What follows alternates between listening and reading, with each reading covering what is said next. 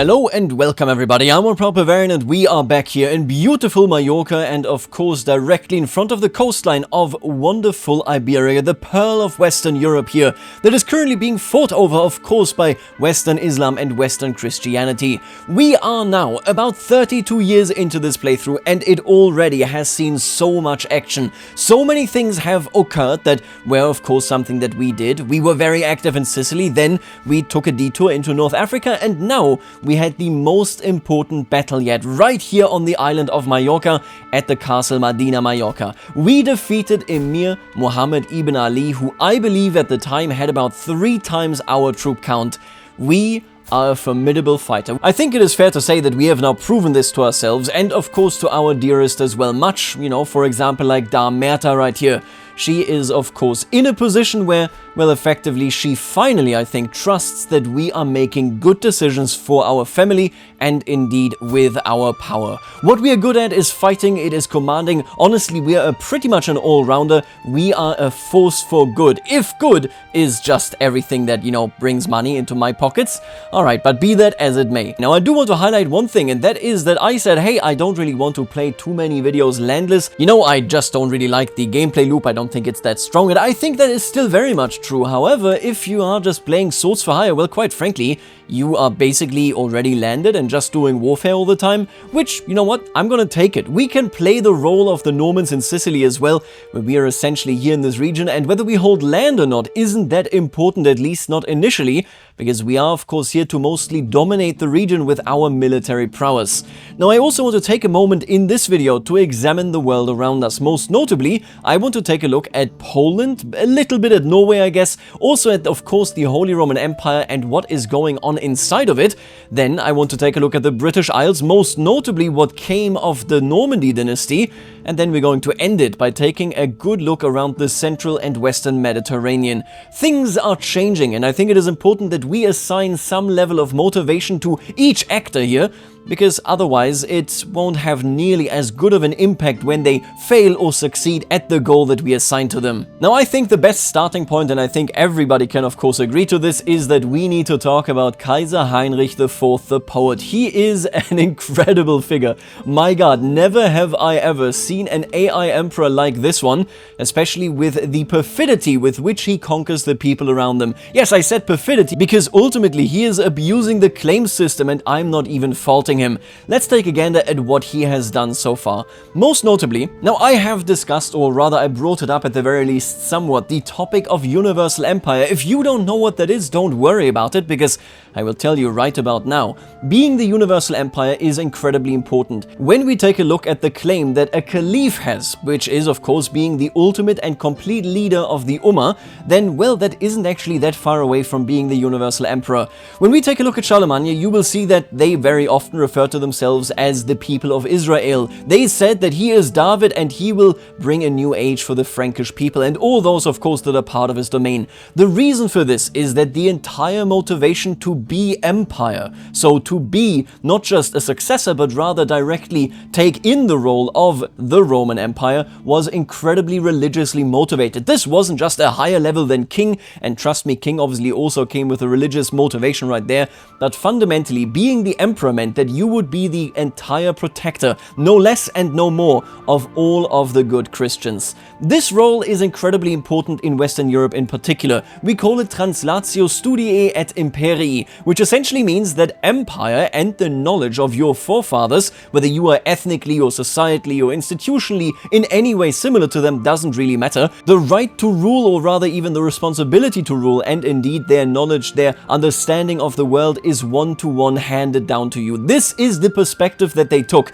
I know that the debate in particular about, hey, who is the Roman Empire, who is the successor and so on, in the modern day and age is driven by institutional factors. For example, very obviously, the Basileia Romaion had Roman institutions, making them, well, the Romans. And of course, they also actually come from the direct line. They are literally the Roman Empire in a legal sense. But that debate in its origin point wasn't actually about that at all. What it was about was already accepting that I have this heritage because I live, for example, in the former province of Roman Gaul. I might rule over Rome itself, maybe over Italian lands and so on. You see yourself, no matter where you actually are from, what your inheritance is when it comes to whether you're Germanic or not, you know, Latin and so on, you are the inheritor of the claim to the Roman Empire. And this is deeply important because, of course, we have the prophecy of the four kingdoms after which the world ends. And now, to be honest with you, I don't think that there is a single bone in Heinrich's body that actually believes any of this, that buys into this theory, this idea that this is how you connect to God and indeed how you protect all of those that, well, are part of the community of the Christianity right here. Take a look at him. He is fickle, he might be just, but he is also cynical. He has stepped up time and time again against the Pope. I would argue that there are those, and I think they are quite common, especially maybe in Iberia, as they are facing, of course, Muslims to the south. Maybe even in other parts, most notably maybe in Croatia and Hungary, just because they are so close to the Eastern Roman Empire in general. There must have been a tug of war, essentially, between these two iterations of Rome. Maybe they buy into this. Maybe they see him in this position. I would even say that maybe a lot of the popular belief is indeed that he is Charlemagne returned. However, I don't think he believes this. I think he knows that building an empire for his children is what he needs to do. He has ambition and it is unfiltered. But yeah, let's just make it clear. I don't think that he anytime soon will legitimately declare himself Universal Emperor. Maybe he has taken claim to that title, but I don't think he genuinely believes it. If anything, he is annoyed with the church. He had to take Rome itself to shut the Pope up once and for all, to establish himself, to leave investiture in his own hands, and then push on from there. All of this is very important, because when he dies, if and when the Holy Roman Empire falls from grace, and we see a massive, massive downgrade in what they currently are here now that he has unified, and I think it is fair to say the majority of Christians, we're going to have an interesting image of this man. Maybe an overly strong stylization as Charlemagne, as David, coming here for Heinrich IV, despite himself maybe even publicly doubting it now and again. Now, if we open up this box of chocolate right here, you can see that there's plenty going on. We have the standard HRE, essentially the way that they always are. And then we have France, we have Hungary, and we have Czechia and Croatia to the east.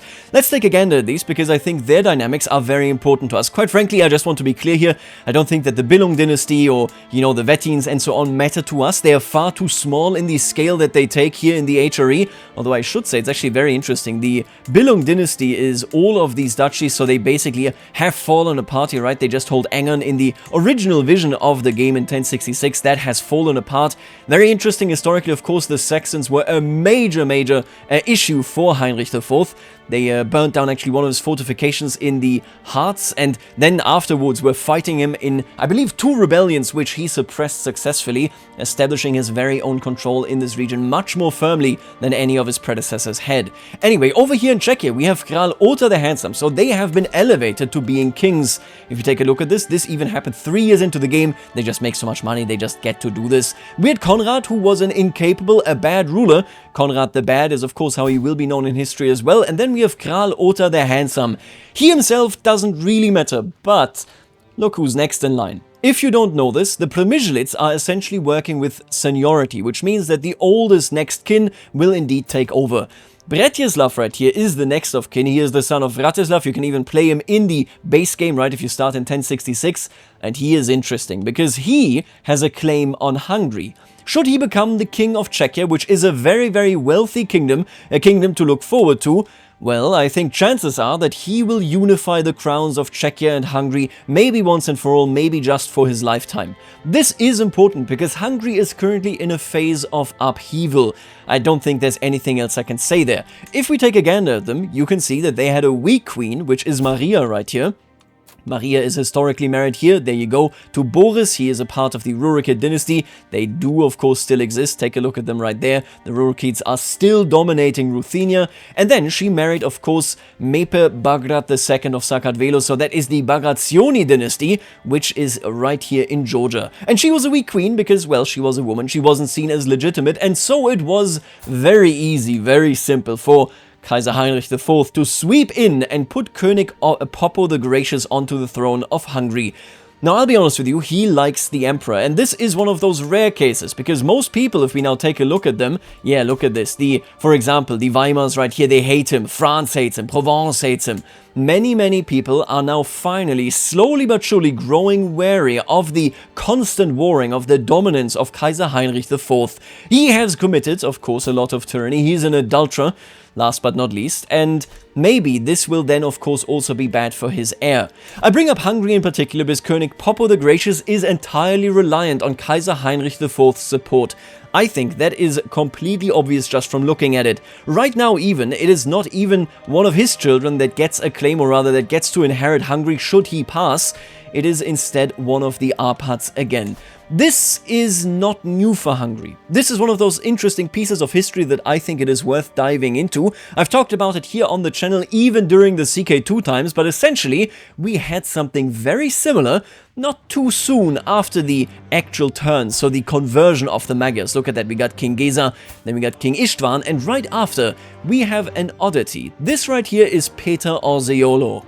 Peter Orseolo, as you can see, does indeed stem from the Arpads on the maternal side, but on the paternal side, well, he is a Venetian. Take a look at that. Yeah, that is a Lombard, that is his father, and they put him on the throne. The reality here is that Peter Orseolo was supported by the Pope and the Holy Roman Empire to the west of Hungary. They wanted to subdue Hungary, and this is actually something that you should always keep in mind when it comes to the claims that you wage, that you throw at others and then take over their land. Most of the time in the early phases of the Middle Ages, when somebody would throw a claim like this one around and say, hey, I want to integrate Hungary into the Holy Roman Empire, they would argue with the virtue of church authority. So for the longest times, Czechia, Poland, Hungary, Denmark, Sicily didn't have their own bishoprics. Instead, their church hierarchy was somewhere within the Holy Roman Empire. From there, the emperors and kings would then attempt to integrate those regions in a more far-reaching agreement. One of these great examples is actually Czechia. Now in this case, if we take a look at it, there he is. This is Bretislav, the Bohemian Achilles. He is a person that essentially led a massive raid into Poland, making it so that he brought back, some holy items, and he also decreed that there would be an independent church authority. Now with the, essentially he worked with the Czech clergy right there, but this brought him some independence, but ultimately not enough to get out of the sphere of the HRA. Poland, Hungary, and so on did it successfully historically.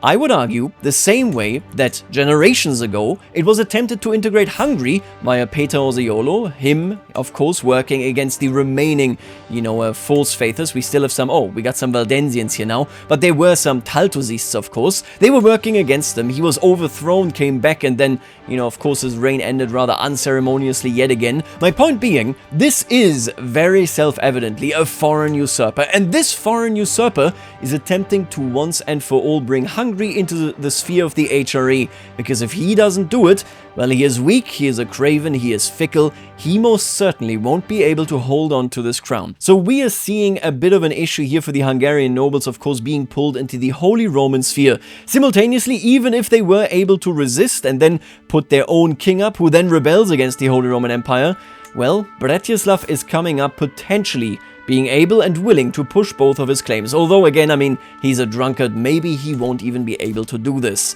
Simultaneously, I want to point out that Poland is very firmly on the pathway towards being a fully elective monarchy that is not at all dynastic in form. We have, of course, the Piasts here with Bolesław, with Władysław, which is not how you pronounce this, my apologies. And then lastly, we have Swiatoslava. She is, if I'm not mistaken, yep, take a look at this, the wife of Radzislav. She took over and immediately got ousted just 6 years later. This was potentially a union between Czechia and Poland, but it just should not be. Instead, she was ousted, and now we have Król Wrożd of Polska. This is the Dunin dynasty, and if I'm not mistaken, so he is actually the first one. He is sterile, probably not going to have an heir, which means we're going to have a non-dynastic inheritance. In this case, it seems to go to the Przemyślics. That is very interesting. How few people in Poland actually have sons? Oh my god. What an interesting realm right here. This is completely different from what has been going on in Sicily, where if you're a woman, you basically cannot inherit. Poland might become an almost elective-only and quite female-dominated realm. This guy right here actually comes from Legnica. You can see it right here. So he's one of the Silesian Poles, basically. There you go. They ruled starting in 1060 before we started the game. And currently, the capital is in Militz, not in Krakow, which is, of course, the historical seat right there. They have been able to keep their independence. So, well, they are going through a chaotic period, but maybe it is this elective law that brings up, at all times, competent rulers that can stand up and oppose the Holy Roman Empire. Now, if we move on from there, and if we take a quick look at Norway, I just want to point out one thing. Denmark effectively is out of public affairs. We, of course, did have a marriage with them. What a painful death right there. Unfortunate, of course, for the family. Not that it would mean much given Denmark's position right now. I do want to point out Norway, because he is the heir, of course, to none other than Harald IV Hard Ruler. Olaf the Peaceful is very interesting of a name, because he clearly has changed the tone, you know, directly in the kingdom, completely in a 180. Norway no longer seems to be lodging any claims towards England, Scotland, the British Isles, maybe even Denmark. They are simply becoming traders. It is an interesting change, because it means that the British Isles, and they have been doing this, trust me, can get back to being busy with themselves. Before we get to them, however, and my god, let me tell you, there's a lot that happened there, let's take a look at France. France, very similar to the Hungarians, although much closer to the Holy Roman sphere in general, also has received a false king, except this false king has already been ousted. Look at this right here. We are, of course, talking about Robert III of Ile-de-France. Technically, he is still in that position. He belongs to the Bourgogne dynasty. He was essentially ousted, you see it right here, inherited via abdication. Then Heinrich IV sweeps in, says, I will give you this title back if you swear fealty. See, normally I was playing with the idea it would be cool if I press a claim, if that realm then only ever becomes a tributary of me. But in this case, he was literally an ousted king. And look at that, he is excommunicated. I am not surprised if this was the chosen king of Heinrich IV, that Heinrich ultimately went against the Pope. Because whatever he tried, whatever he did, the Pope would always say, Heinrich, you are my enemy nonetheless, even if you unify all of Christianity, unless you do it in my name.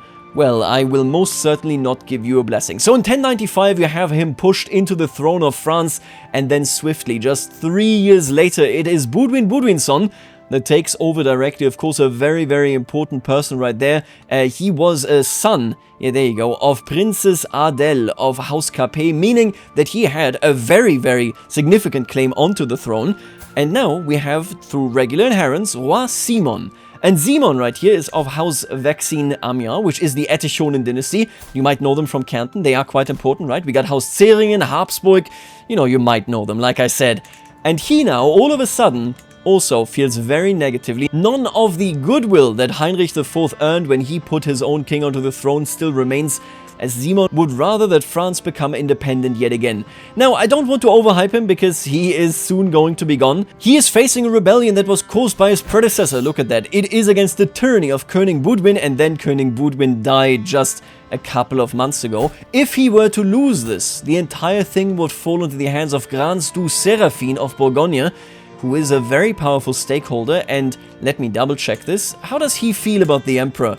Oh, not that negatively, actually. It might change, however, once he becomes a direct vassal. Then I believe the offensive wars will directly factor into this. We're going to see how this goes, but France clearly is, well, facing upheaval, and they seem to be much more proactive towards ousting foreign kings than the Hungarians are, who are currently essentially just taking it. Croatia, on the other hand, is a very similar case to France. So Hungary, basically, they are still very hesitant whether they should oust the German king of the von Weimar dynasty. That is the same as the Dukes of Meissen, by the way. Croatia, on the other hand, much more similar to France, because they already, you'd see it right here, Krešimir II has been put onto the throne as a claimant.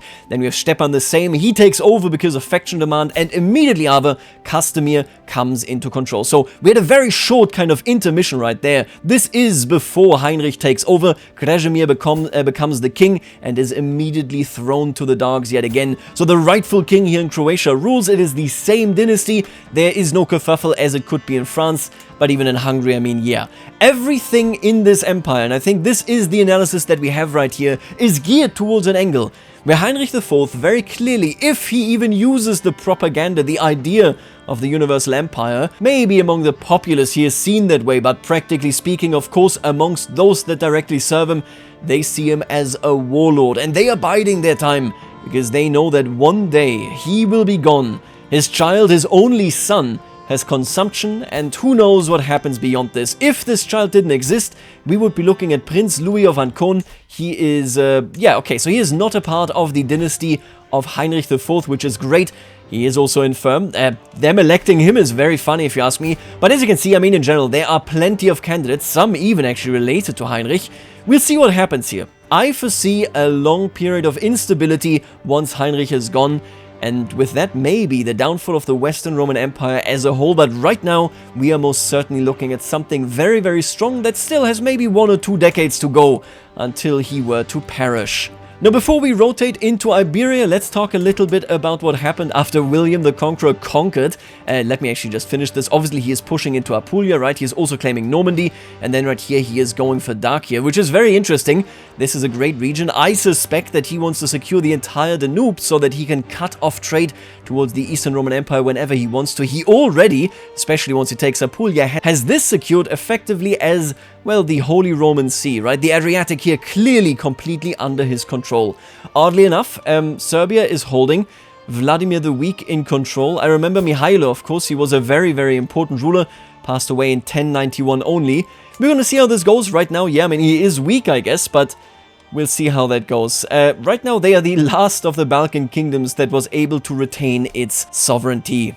Now, over here, I don't even want to talk about it too much. We have, of course, the Irish infighting. We see some cadet branches of the Dalcase dynasty. We're going to see how that continues. The House Brian, of course, is doing quite well as well. There is no High King currently emerging, but at the very least, well, they have kept most of their influence here to themselves.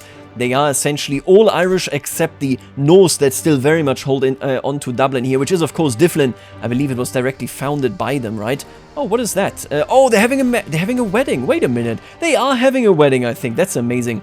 And I see now that he's even a suzerain. So they have subdued the non-Irish influence in Ireland. Very, very interesting stuff. But quite frankly, way more interesting is this right here. This is Ré Richard of Gall. So indeed right here of Wales. He is Norman and he is of Normandy. And, well, would you look at that? Robert Curthose, firstborn and direct heir of William the Conqueror, was murdered by Richard in a pursuit of the English crown. And yet, he is not the King of England. Look at him, Brenwyn Idwal the Gentle of England. He is, of course, Cambrian, so, yep, very much Welsh. Take a look at this. He is the son of Ealdgyth. Ealdgyth, if you check this out, used to be the wife of Harold. All I can say is that I am not surprised why the Dukes of England put him onto the throne. He has Godwinson blood flowing through his veins, and the optional other choice that we have here is obviously horrendous.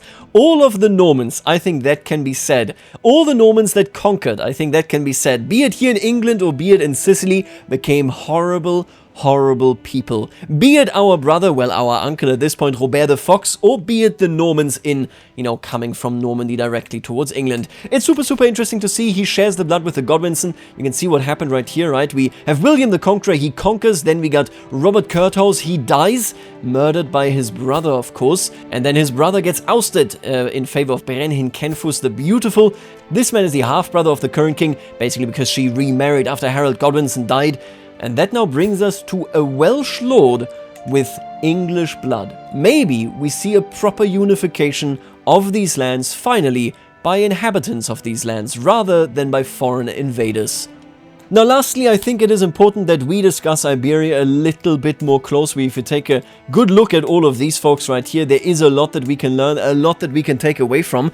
When we study religion, we can see that we have a very steady existence actually of Mozarabic, which it wasn't always the case in CK3. Very often these would just disappear quite swiftly. That isn't the case here. Very similar to Mozarab culture, also quite strong. I already looked at this and we took a look at the malleable subjects, of course. They do actually have a couple of independent rulers. If we take a look at the west right here, so this region is relatively poor because there isn't that much trade, you know, in the Atlantic right here. Most of the trade goes directly from Sicily or North Africa all the way to Valencia and Barcelona, and then of course back into the Eastern Mediterranean. This right here is difficult to reach, so it doesn't surprise me that central authority was difficult to keep. Take a look at this. We have the Amazigh, then right here we have some Andalusi, yep, populist leaders, populist leader, populist leader. Would you look at that? Isn't that crazy? I was looking at this. All of these people gained control, they gained power of this region. Yep, wouldn't you know it, because of a populist revolt. The entire west here has shattered away from Valencia because, well, the locals rose up. If that doesn't remind you of the Lombard lords that used to live here so strong and so powerfully, always playing all the major factions that came along out against one another, then I don't know what to tell you. We do still have one very stable Muwalladi kingdom. This is Sultan Ismail ibn Yahya of Valencia. We are currently in his realm, of course, in Mallorca. We fought with and against his vassals in, you know, just the last few years, and he has been holding it together. His father Yahya should be proud of him. The Dunonites right here, basically the only source of wealth and kind of authority in the south, although I should say that is only technically true, because most of the important pieces of land here, be they directly at Cordoba and then the port of Sevilla, of course, so Ishbilia right there, are held by this man, the man that we imprisoned just a few moments ago. Emir Muhammad ibn Ali seems to be the true power holder in the Kingdom of Valencia, and this is what I want to exploit. Look at this, they hate each other. Clearly, there's something brewing, there's something on the horizon that we can play with as well. We do also, but I don't really want to go into them too much, we have the Almoravids. They practice a slightly more aggressive form of Islam. This is Muwalladi, of course. He is an Ash'ari. Doesn't really surprise me, doesn't really do anything for me either, though. I made them administrative at the start of the game, that is fine. We are well accustomed, of course, to the Ash'ari. We have ruled over them in Sicily as well. If anything, the Muwalladi seem very soft to us. Not that that is necessarily negative, but, you know, let's keep it in mind that there is a clear difference between them and what we are used to. Now, what I do want to point out is that we are, of course, only an interloper. We are not an intrinsic part of the struggle. We are Norman, of course. We don't even have any kind of culture provinces in this region, but that doesn't really matter.